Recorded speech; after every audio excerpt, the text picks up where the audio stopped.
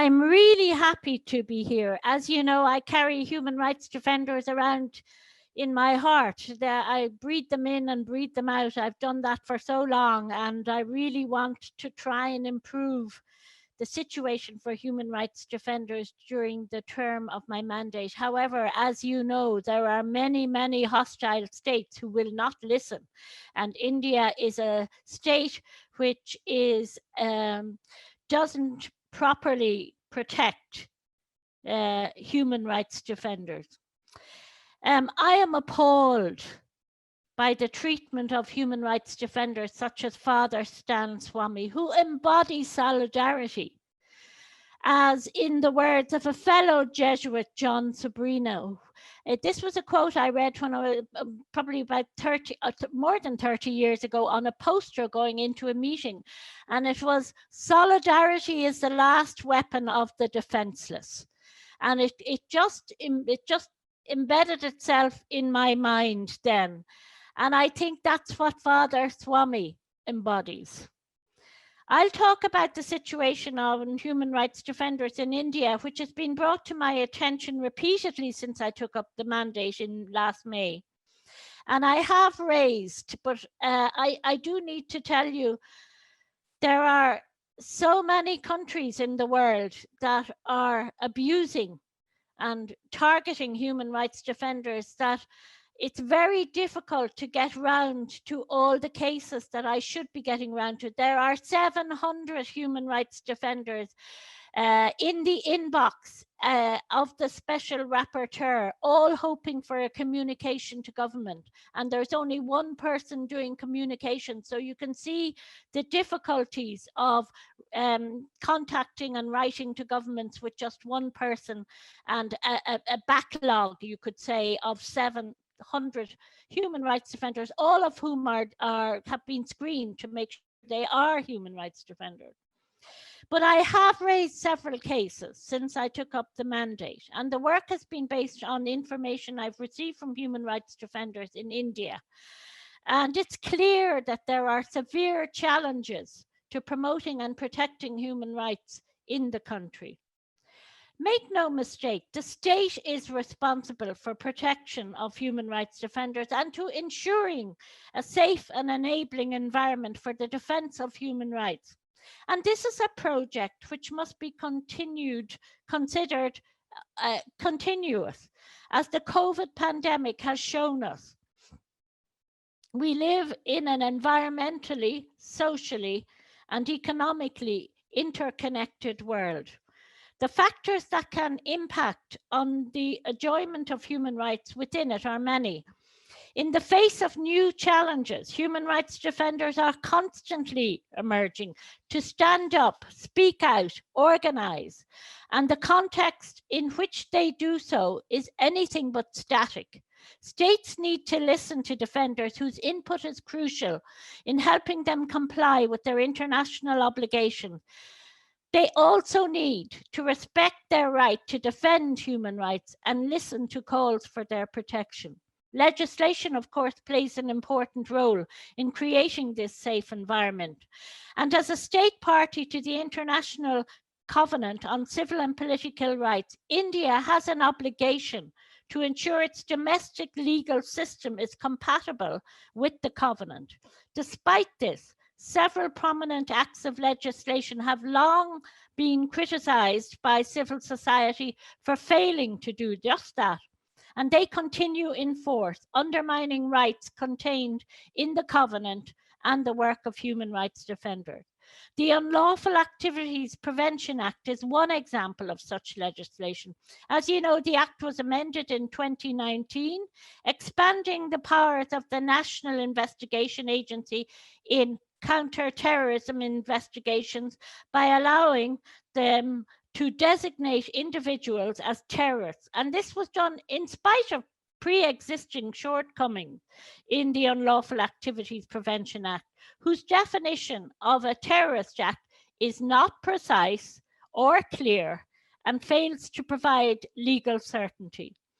The act was already being used to arbitrarily target human rights defenders, and in its amended form, greater abuse is possible. It continued to be applied to human rights defenders in 2020. And what this leads to is a highly concerning conflation of human rights advocacy with terrorism. And defending human rights is not terrorism. In June, I raised this issue with the government through a communication concerning the arrests of 11 human rights defenders involved in peaceful protests against the Citizenship Amendment Act. However, this communication has gone unanswered.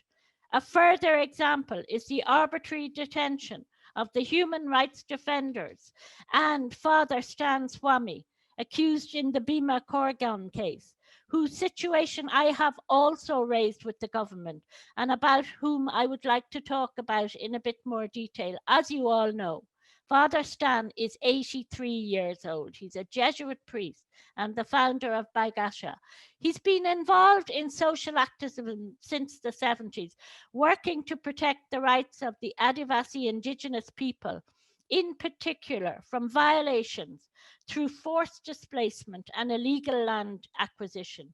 And he was taken into custody by the NIA on the 8th of October 2020, having been repeatedly harassed since 2018, with his office raided, baseless charges filed against him, and lengthy, repeated interrogation sessions being imposed on him, despite his age and health. He's unfortunately only one of the human rights defenders wrongly accused in connection with the violence that took place in Bhima Koregaon on the 1st of January 2018. On the 6th of June 2018, Surrender Gadling, Rona Wilson, Sudhir Dwali, Shoma Sen, and Manish Raut were arrested by Maharashtra police and placed in custody on charges brought under the Act and the Indian Penal Code. And you'll have to forgive me my pronunciation as I go through all these human rights defenders.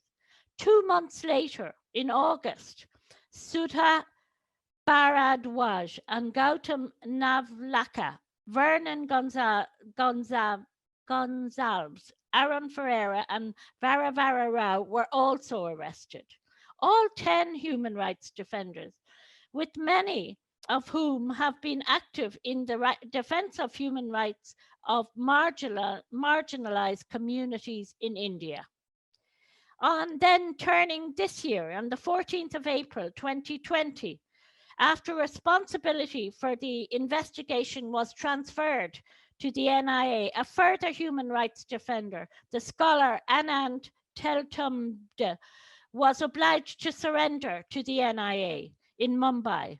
These 11 human rights defenders were joined in detention on the 28th of July 2020 by scholar and Dalit rights activist Hani Babu after he was arrested by the NIA in Mumbai. And in September 2020, 3 more human rights defenders were arrested: Sagar Tatiaro Gorke, Ramesh Murlidhar Gaikor, and Jyoti Jagtap.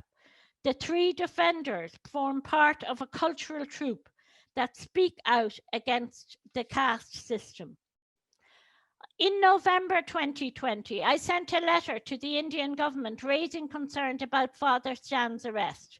Specifically, I expressed my fears that he was being targeted in retaliation for his peaceful human rights work and with the goal of delegitimizing it.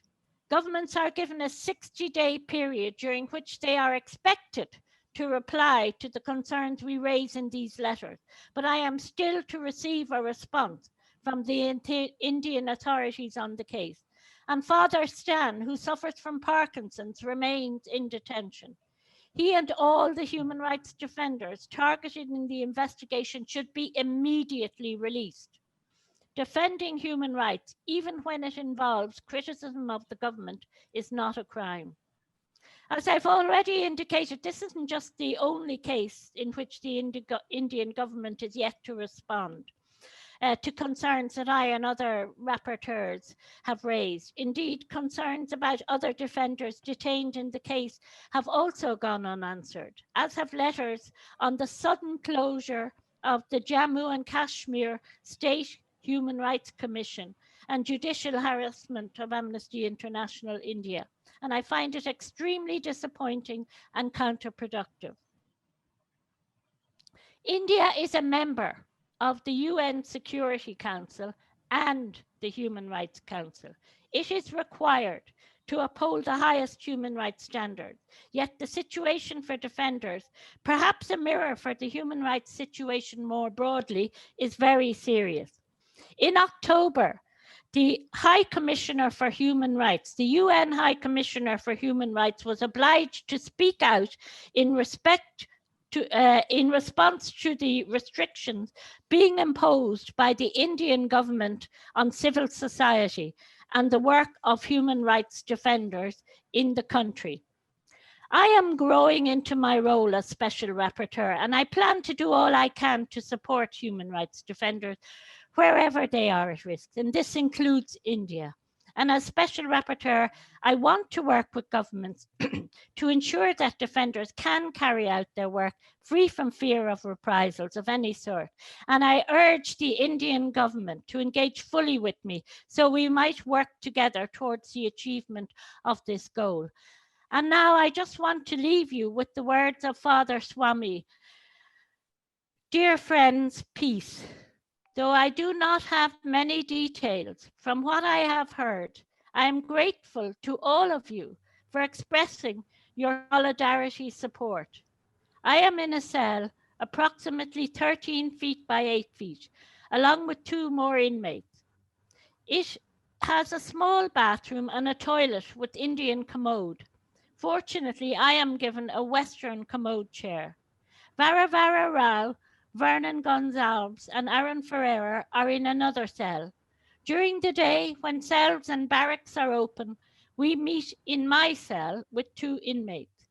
Arun assists me to have my breakfast and lunch.